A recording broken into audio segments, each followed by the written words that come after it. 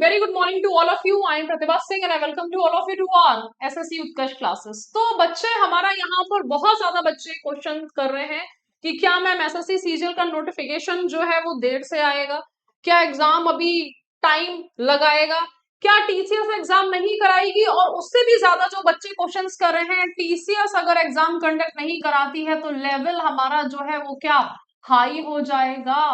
ऐसा सुनने में आया बच्चे बहुत ज्यादा। अब इस चीज पे जो बच्चे पढ़ाई कर रहे हैं वो कह रहे हैं मैम लेवल तो हाई हो जाएगा, तो क्या सच में ऐसा होगा?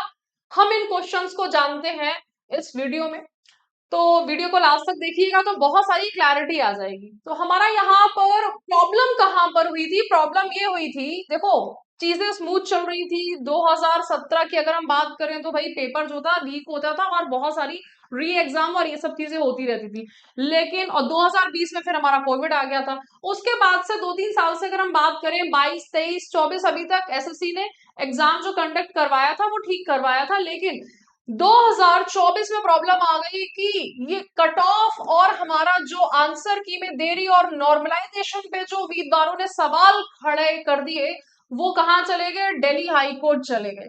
तो यहाँ दिल्ली हाई कोर्ट का उन्होंने दरवाजा खटखटाया तो हमारा जो ये मार्क्स को लेके बवाल जो मच गया था वो कोर्ट में चला गया। अब एसएससी के अगेंस्ट अगर कोई केस हो गया है तो आगे की प्रोसेस जो होती है वो क्या हो जाती है? रुक जाती है। ठीक है, पहले तो हमारा 2024 की जितनी भी चीजें हैं वो क्लियर होंगी।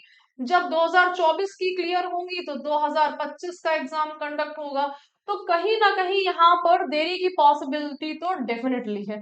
लेकिन एक चीज और है, देखिए बच्चे, हमारा अगर हम कैलेंडर की बात करें यहाँ पर, ठीक है, देखो ये चीज अभी हम लोग वेग भी बोल सकते हैं। कैसे बोल सकते हैं कि अगर मैं यहाँ पर देखूं कि हमारा क्या सच में एग्जाम जो है वो देर से होगा जल्दी होगा, तो इसमें सबसे बड़ी चीज जो आपके लिए है 16 अप्रैल। सीजीएल तो हमारा बाद में आएगा।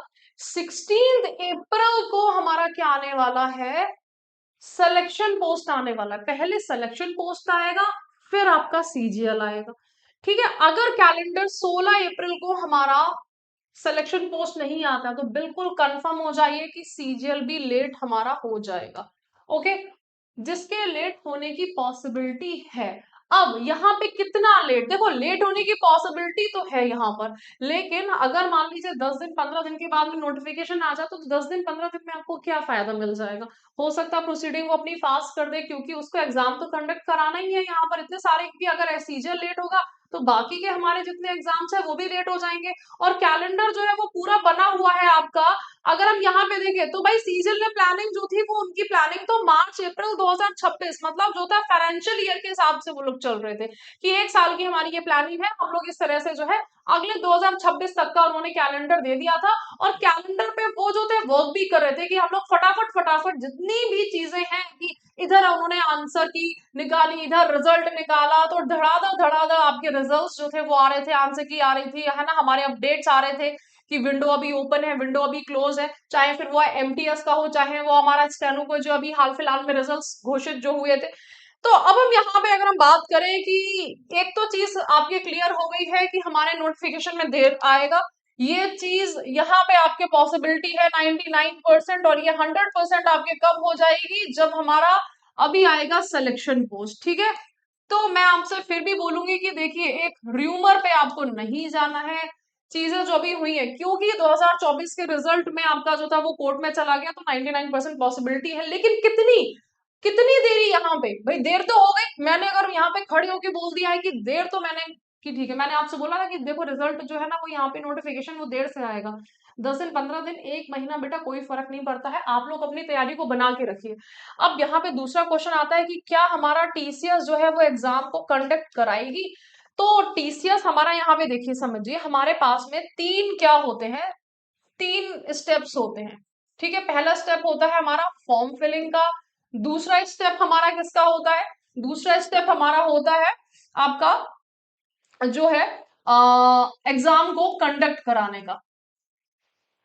ठीक है, एग्जाम आपका जो है सेंटर का। और तीसरा होता है कि जो हमारा यहाँ पे पेपर होता है, पेपर के लेवल का। अब यहाँ पे फॉर्म फिलिंग और एग्जाम कंडक्ट कराने में तो टीसीएस ने बहुत अच्छा कराया था, उसमें तो माहिर थी, चाहे वो एमटीएस में थोड़ा लीक जरूर हो गया हो, लेकिन इन्होंने अभी तक एक अच्छा एग्जाम कंडक्ट कराया था, ऑनलाइन एग्जामिनेशन।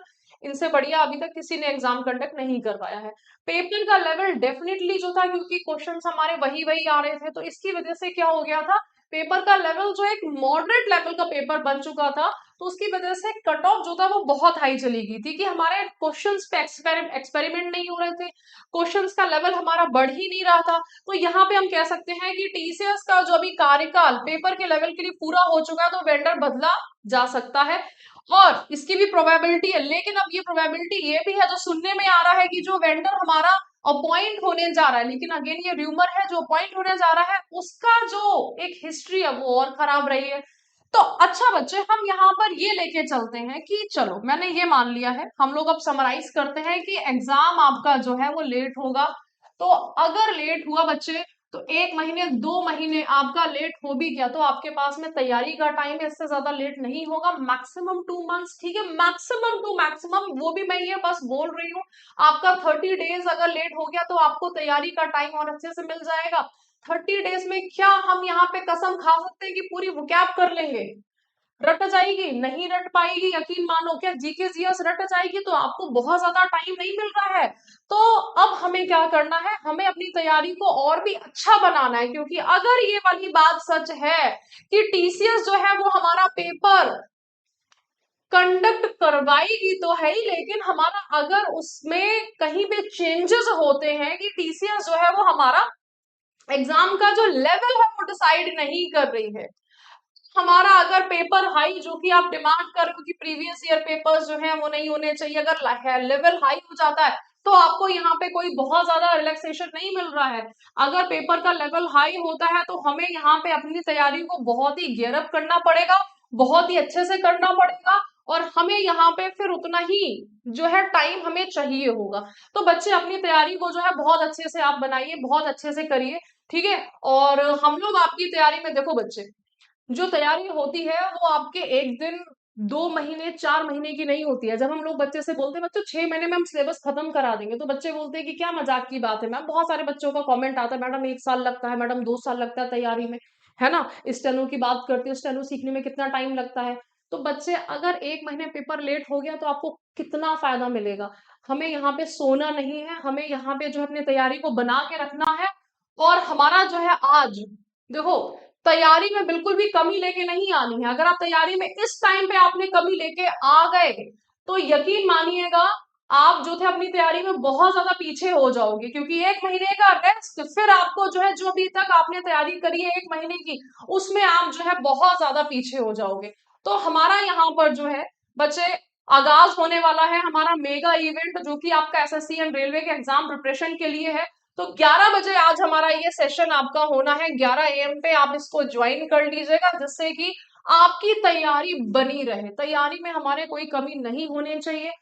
एक बच्चा ये सोच रहा होगा बैठ के कि भाई मुझे तो पेपर तो देना ही है, एग्जाम तो कंडक्ट होगा ही, तो मैं तैयारी अपनी करते रहूं, कुछ वर्ड्स याद करते रहूं, कुछ जीके जीएस के क्वेश्चन याद करते रहूं।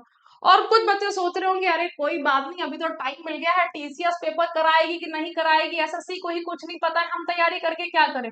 तो वो बच्चा माइंड सेट से हो जाएगा पीछे। आपको उन बच्चों में नहीं बनना है जो इस माइंड सेट के हैं बच्चे।